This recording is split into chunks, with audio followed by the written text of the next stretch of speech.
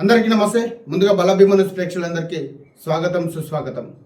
మమ్మల్ని ఆపేదెవరు, ఆ అధికారులకు దమ్ము ధైర్యం ఉందా అంటూ బహిరంగంగా సవాల్ విసురుతూ వికారాబాద్ జిల్లా కొడంగల్ నియోజకవర్గ కేంద్రంలో అక్రమ ఇసుక వ్యాపారులు తమ దందాను యథేచ్ఛగా కొనసాగిస్తున్నారనే ఆరోపణలు తీవ్ర చర్చనీయాంశంగా మారాయి. రోజు రోజుకు పుట్టగొడుగులా పెరిగిపోతున్న అక్రమ ఇసుక దుకాణాలు అధికార యంత్రాంగానికి సవాల్ విసురుతున్న సంబంధిత శాఖ అధికారులు చూసి చూడనట్లుగా వ్యవహరిస్తున్నారనే విమర్శలు కూడా వెలువెత్తుతున్నాయి.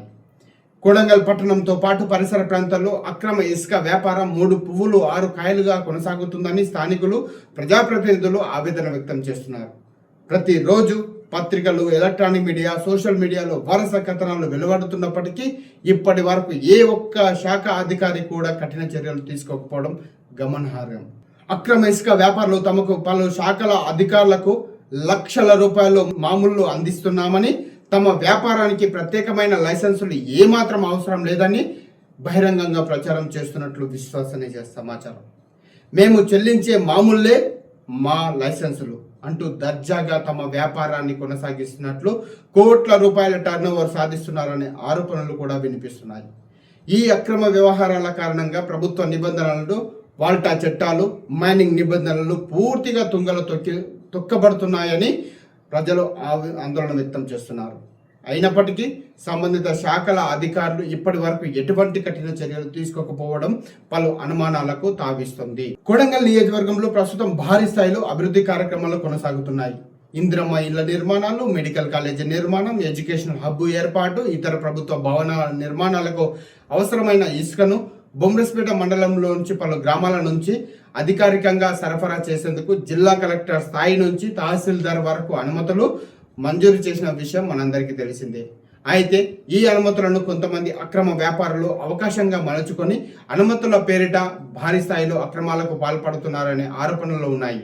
ముఖ్యంగా అర్ధరాత్రి వేళల్లో టిప్పర్ల ద్వారా కొడంగల్ పట్టణంలోని పలు ప్రాంతాల్లో ఇసుకను డంపు చేస్తూ కోట్ల రూపాయల వ్యాపారం కొనసాగిస్తున్నట్లు మనకు సమాచారం. కొడంగల్ పట్టణంలో నిల్వ చేసిన ఇసుకను తాండూరు మరియు పరిసర ప్రాంతాలతో పాటు ఇతర జిల్లాలకు కూడా టిప్పర్ల ద్వారా అక్రమంగా రవాణా చేస్తున్నట్లు స్థానికులు ఆరోపిస్తున్నారు.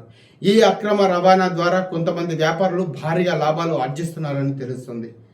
విశ్వసనీయ సమాచారం ప్రకారం కొడంగల్ ప్రాంతంలో ఒక టిప్పర్కు 30,000 నుంచి 40,000 వరకు వసూలు చేస్తున్నట్లు ప్రచారం జరుగుతుంది. దీంతో అక్రమ ఇసుక వ్యాపారం కోట్ల రూపాయల వ్యాపారంగా మారిందని స్థానికులు పేర్కొంటున్నారు.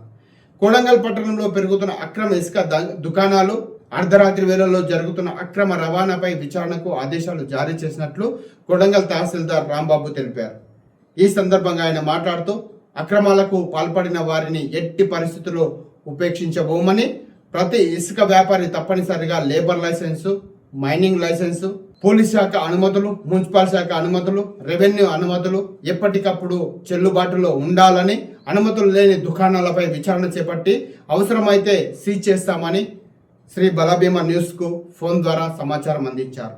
దీంతో పాటు కొడంగల్ పోలీస్ స్టేషన్ ఎస్ఐ జీవి సత్యనారాయణ గారు ఫోన్లో మాట్లాడుతూ కొడంగల్ పట్టణంలో ఇసుక రవాణాకు ఉపయోగించే వాహనాలు తగిన అనుమతులు లేకుండా రోడ్లపైకి వస్తే వాటిని స్వాధీనం చేసుకోవడంతో పాటు సంబంధిత యజమానులపై కేసులు నమోదు చేస్తామని హెచ్చరించారు. ఇసుక దుకాణాల యజమానులు మైనింగ్ శాఖ సహా సంబంధిత శాఖల అనుమతులు తప్పనిసరిగా తీసుకోవాలని, అక్రమ రవాణాకు పాల్పడితే వాహనాలను సీజ్ చేయడంతో పాటు చట్టపరమైన చర్యలు తీసుకుంటామని ఆయన స్పష్టం చేశారు.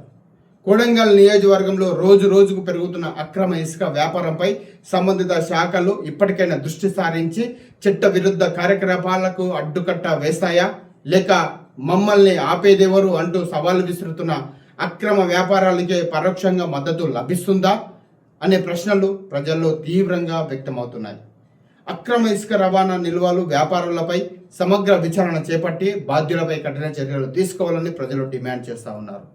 మరి అధికారులు అవినీతి అక్రమాలకే పట్టం కడతారా, నీతి నిజాయితీకి మారుపేరుగా నిలుస్తారా అనేది కొడంగల్ నియోజకవర్గ కేంద్రంలో వేచి చూడాల్సిన పరిస్థితి ఉంది. చూస్తూనే ఉండండి శ్రీ బలభీమ న్యూస్ ఛానల్. ధన్యవాదాలు.